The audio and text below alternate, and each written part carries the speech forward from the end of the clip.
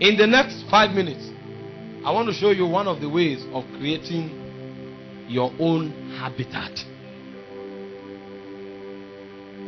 It's called the way of the altar.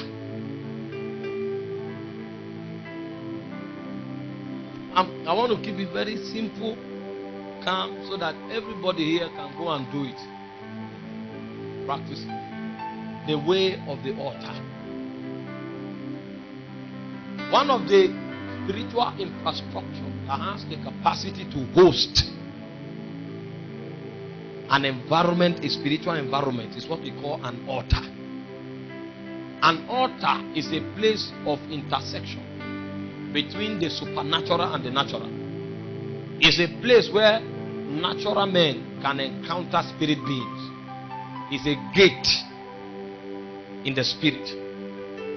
And altars are built. I don't have time to show you the technology of building an altar. It's not for this service. But I just want to show you the significance of altars as a system in the spirit for hosting the presence of God. Look, for example, see the way the elders, the patriarchs, live their lives. Every time they come to a city or a new environment, the first thing they did was to erect an altar. When this world was destroyed and a new world was created, Noah just came out. But he will not live in this world unless he has first of all done what? Builded an altar. In Genesis 8:22, the moment Noah came out of the ark, the first thing he did was to build an altar. When you came to Ilorin, what was the first thing you did? You ran to get a good hostel.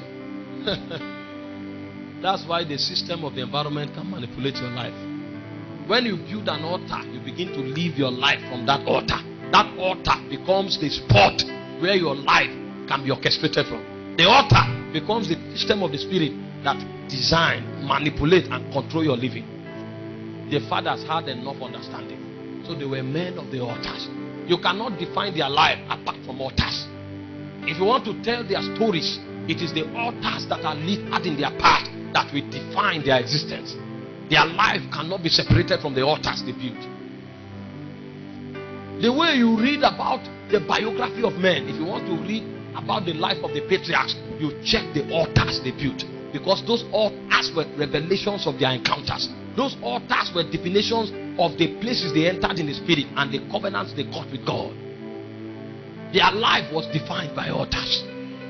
So they enter a city, the first thing they do was to erect an altar. You enter a city, the first thing you are looking for is where to live. Abraham built altars before he pitched his tents.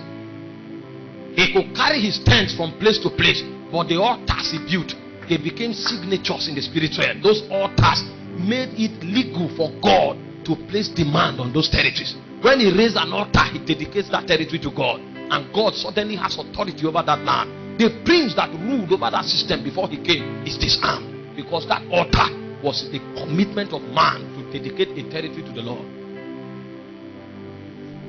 Men of altars. Abraham came out of the ark. He didn't jump looking for where to dwell. He began to look for where to pitch an altar, because he knew it would be impossible to live in the new creation unless an altar was erected. They were wise men. Wise men. Lot will lift his eyes and see the plains before them because it was full of green vegetation. Who told you green vegetation sustains men? It is spirit that sustains humankind. And men of understanding are men of altars. When they come to a territory, they don't care what happened. They raise altars. Isaac was to run to Egypt from the land of Gerar. He said, stay there. It's not the land that prospers men. It is the Lord that prospers people. In that very land that was rocky, he dug wells and water came out. How was it possible? He was a man of altars. These were systems that these men understood, and their life could not deplete in essence. This is why they could trust God, because they understood the technology of altars. Anywhere you build an altar is willed to you as a possession. Nothing can challenge your existence there. He said Isaac grew and waxed strong and became exceedingly great, and the Philistines envied him. How can a nation envy one man? They are men of altars. Nobody prospers without altars. Not one person. Not in this life. If you like, begin to do a business. There is a threshold you get to. A spirit will appear to you. Because that region you want to cross, mere mortals don't cross there. You only cross those regions by the help of spirits. You can't go beyond this level. A spirit will come and say, it's either you pay allegiance to me or your progress ends. Prosperity on this side of the divide is a function of spirit enablement. And men of wisdom are men that raises altars. The guy came out of the ship, and the first thing he did was to build altars. Look at the life of Abraham. God told him to leave his nation, to leave his kindred, and to leave his family to the land he will show him. And in Genesis chapter 12 verse 7, the Bible said he came to seek him. And the first thing, as he was entering the land, he said he builded an altar unto the Lord that appeared to him. Because God told him, this is the land, and in this land I will make you great. Instantly, the guy built an altar. He was not looking for where to dwell. He knew his safety was on the altar. The first thing he did was to build an altar before he built a tent. He left Shechem and went to Bethel. And the first thing he did in Bethel, in Genesis chapter 12 verse 8, was to build an altar. When he's leaving a territory, he packs his luggages, he removes his tent, but the altar remains. Because the altar is a memorial unto God. They were men of altars. The reason your life can be shifted and manipulated is because there are no altars. These guys are wise beings. When they start a business, they build an altar for that business. When they start schooling, they build an altar for that school. When they go to a city, they build an altar. You can't fight them.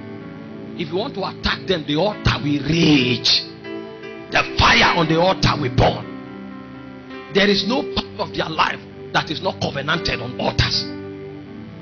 They get married, the first night you are running for honeymoon, they build an altar. This family belongs to the Lord. Their sons can never be vagabonds. They will walk in their heritage because the family exists on altars. Altars are the sure foundations of living. Men without altars live on quicksand, and the challenges, the circumstances of life can shift it away. The way of the altar. He said, cast thy bread upon the waters, you will find it after many days. Give a portion to 7, give a portion to 8, for thou knowest not the evil that will come upon the earth. There is a kind of life and intelligence you will apply yourself to, that even if the earth collapse, you will survive. Don't know the evil that will come upon the earth. Even if the earth were to melt, you will survive. They are men of altars. They knew the language of altars. They knew the systems by which spirits interact with men. Abraham's life was littered with altar. No wonder the Bible says, look unto Abraham from the rock whence were hewn. Abraham was called a rock like Jesus. His life could not be moved. He became an immortal entity because he knew the infrastructures that life would be built upon and life would be immortalized. It was the system of altars. There's no man in scriptures you'll be asked to look unto. It's only the man that understood the technology of altars. Altars, they are the true factors that define human existence. Any area of your life you don't have an altar, Satan can manipulate you. That's where you enforce the promises of God for your life. That is where you bring to bear the purposes of God for your existence. Abraham knew how to secure his destiny. Not insurance company that secures men. What happens when the documents are burned? There is a system of kingdom insurance. It's the system of altars. But very few have altars. For we who are preachers, we have altars over our tongues. That this tongue will not lie. I cannot exaggerate a miracle. Because if I alter something that God has not done, it's a statement of distrust in God. That means I don't believe that God has the ability to do it. So I'm not need to lie to create impression. In order never to get to that point, I make a covenant with my tongue. My tongue becomes an altar. If you are a prophet, there has to be an altar with your eyes. Job said his eyes, he vowed that his eyes will not look upon the virgins. Altar. This body, God will keep it. Because this vessel must be pure to communicate the counsel of God to transform destinies. It's an altar. Because talking with my friend Solomon yesterday. He said he told the Lord that the day this body is defiled, he should die. That's an altar. Strong men are men of altars. Abraham's life, his path of pilgrimage was littered with altars.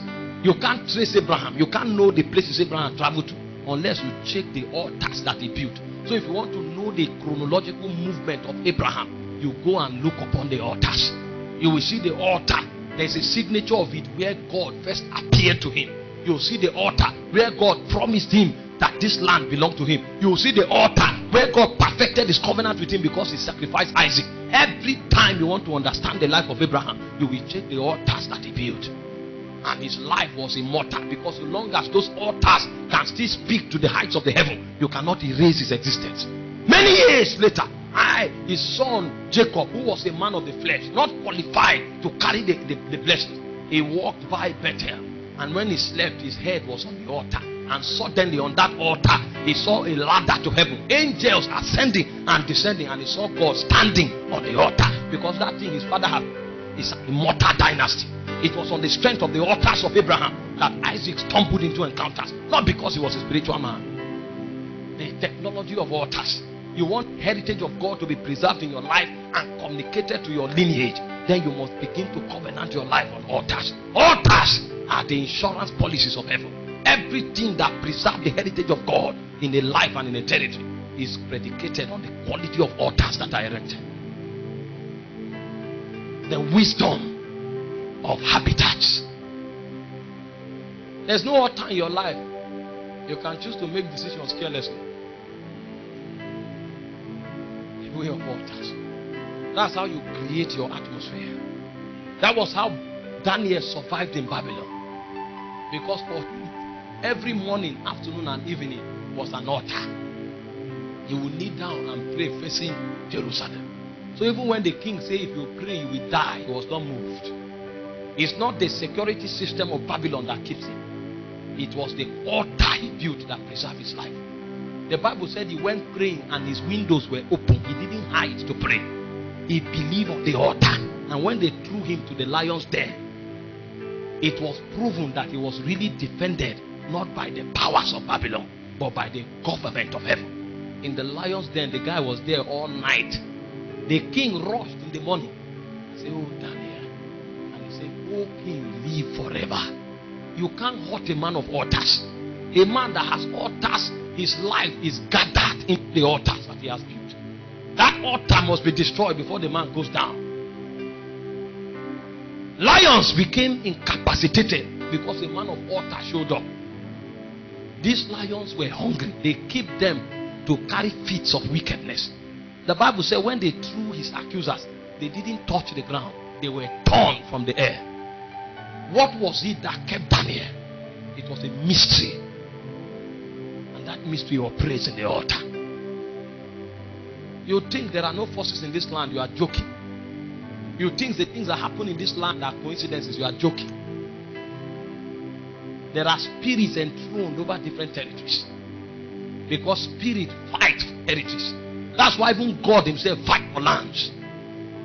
He fight for lands. Say, rise ye up, take up thy journey and go beyond the river Arnon. Behold, I have given unto you Sihon the Amorite and his king.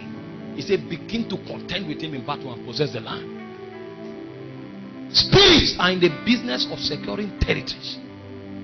And the only way humankind can partner with spirit to secure authority over territories is when they erect altars. Because those altars become the landing point of those spirits. And on the strength of those altars, many spiritual possibilities can take place. When Abraham came to dwell in Mamre, he raised an altar at the gates of Mamre. That was why when he sat in his house, suddenly he saw three men walking. The altar he built became the landing point of God. And he saw three men. He knew these ones, they are gods. He walked to the man. He said, please, sirs, come into the house. The place those guys descended was not a natural place. They landed on his altar. He knew that only spirits are light on altars. It became the basis that furnished his discernment. They landed at the gate where the altar was.